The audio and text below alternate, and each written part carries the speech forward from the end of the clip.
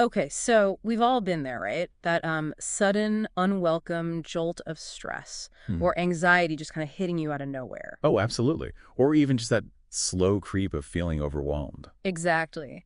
And you need to dial it back. Like now, we often think of, meditation, maybe some yoga, even escaping into a video game for a bit. Sure, things that work, but they take time. That's the thing. Many of those really effective remedies, they demand time that you just don't have in that immediate high pressure moment. So what if there was an instant way, something almost, well, absurdly simple to find some calm? Intriguing. What are we talking about? Well, today we're diving into what honestly sounds like a bit of a party trick, but our source material suggests it's actually a truly remarkable physiological hack. Okay. We're talking about a technique that involves, well, blowing on your thumb. Blowing on your thumb. Just Seriously. your thumb. It sounds completely counterintuitive, doesn't it? How could that possibly work? Yeah, I'm trying to picture how that connects to, well, anything stress related. Right. So, our mission for this deep dive is to really unpack how such a straightforward, seemingly disconnected action could actually have such a profound and immediate effect on your body. We want to understand why this works. What makes it uniquely effective for, like, rapid calm? Exactly. And all our insights today, they come from this one audio clip we found titled, You Blow Air on Your Thumb, Something Amazing Will Happen to Your Body, .mp3. An amazing claim indeed. Let's see. Let's get into it. Now, it's worth mentioning, ancient Chinese medicine, they definitely recognized the body's interconnectedness, through pressure points and things, long before we had the modern scientific terms. True, that holistic view has been around for ages. But today, many modern experts are highlighting this very immediate, very accessible method for stress relief. And here's precisely what they suggest you do. Okay, lay it on us. You put your thumb in your mouth, a bit like a newborn might, apparently. Create a really tight seal around it with your lips. Got it, like you're sealing it off completely. Yeah. And then you blow really hard. As if you're trying to inflate a balloon, maybe. And this is key, without letting any air actually escape past your thumb or lips. Ah, okay. So the air is blocked, you're building pressure. Exactly. And what's truly effective here, according to the source, is how this simple action manipulates your internal pressure. Right. When you blow against that blocked airway, your thumb making the seal, you're essentially generating what's known scientifically as elevated intra-abdominal and intrathoracic pressure. That sounds technical. Break it down. It just means, think of it as a controlled internal pressure surge Yeah. inside your chest cavity and your abdominal cavity. Okay, so you're pressurizing your torso, basically. Why does that help with stress? Well, this elevated pressure is key because it stimulates a really critical player in your body's autonomic nervous system. It stimulates the vagus nerve. The vagus nerve. I've heard of that. Yeah, our source describes it as a hidden set of key nerves, which is a pretty good description. Yeah. The vagus nerve isn't just one nerve. It's actually a pair of really expansive nerves, one running down each side of your body. Where do they run from and to? They start way up in your brainstem, run down through your neck, and then extend deep into your chest and abdomen.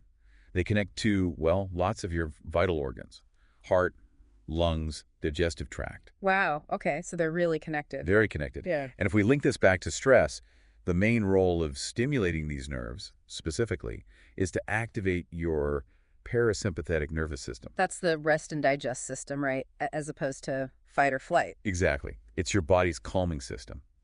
Activating it, particularly through the vagus nerve, leads directly to a slowing of your heart rate. And a slower heart rate generally means feeling less stressed. Precisely. It ushers in that sense of calm. The physical sensation changes. Okay, so this is where it gets genuinely fascinating, but also a bit confusing for me. You're blowing on your thumb, which is in your mouth. Yeah. That's nowhere near your brainstem or your heart or even really directly in your chest or abdomen where you said the nerve runs deep. So how does that pressure, specifically get to the vagus nerve? Is it just any pressure or is there something more specific happening? That is an excellent question. And it really gets to the heart of why this specific method works. It's not about the thumb itself like a magic button. It's about the type of pressure you create and where it goes. Okay. This technique, blowing on the thumb, it's actually a modified version of a pretty well-known physiological maneuver. It's called the Valsalva maneuver. Valsalva, I think I've heard of that. Isn't that what you do on airplanes sometimes? Sort of, yeah. Yeah. The standard Valsalva involves closing your mouth, pinching your nose shut, and then trying to exhale or blow. People often use it to equalize pressure in their ears or sinuses. Right, like when your ears pop. Exactly. Hmm. But here's the crucial difference with the thumb blowing method. In that typical nose-pinched valsalva, your glottis, that's a part of the voice box, your larynx usually stays open, Okay, the glottis stays open. which allows some of that pressure you generate to go upwards towards your ears and sinuses. That's why it helps pop your ears. Ah, makes sense. But when you blow hard against your thumb sealed in your mouth, instinctively, you tend to keep that glottis closed. Try it gently. You can feel that tension lower down. Huh.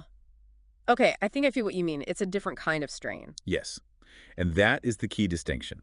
By keeping the glottis closed, the pressure you generate can't easily go up. It's forced downward, primarily into your chest and abdominal cavities. Directly impacting the areas where the vagus nerve is most accessible. Precisely, where it can be effectively stimulated by that pressure increase. And importantly, you're doing this without significantly changing the pressure in your middle ear, unlike the standard Valsalva. So it's a much more targeted internal pressure. Exactly. It's this specific contained pressure system, focused downwards due to the closed glottis, that engages the vagus nerve effectively enough to slow your heart rate and bring on that calm feeling. It's quite specific. Wow. Okay, that actually makes a lot more sense now. It's not magic, it's physiology. It's applied physiology, yeah.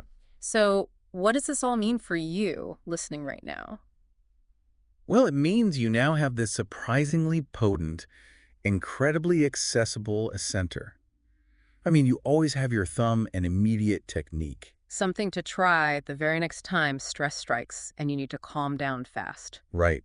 Forget needing hours for meditation if you just don't have them in that moment. Just try your thumb. It might look a little unusual for a second or two. Maybe don't do it in a job interview. Probably good advice. But the mechanism, as we've unpacked it, it's all about skillfully creating that specific internal pressure, using a very particular breathing technique against resistance Which in turn directly stimulates your vagus nerve. to slow your heart rate and hopefully bring you back to center. Pretty neat.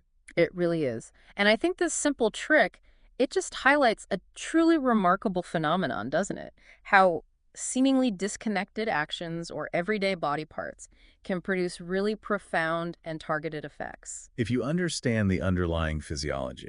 Exactly. It's a testament to the intricate and often surprisingly accessible kind of levers within our own biological systems. It's fascinating stuff. It really is. And that kind of leaves us with maybe a provocative question to think about.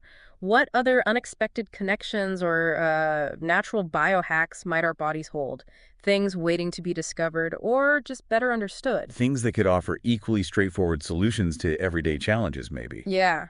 It truly makes you curious, doesn't it, about the incredible complexity and maybe the surprising simplicity sometimes hidden within your own physiology. Definitely something to mull over.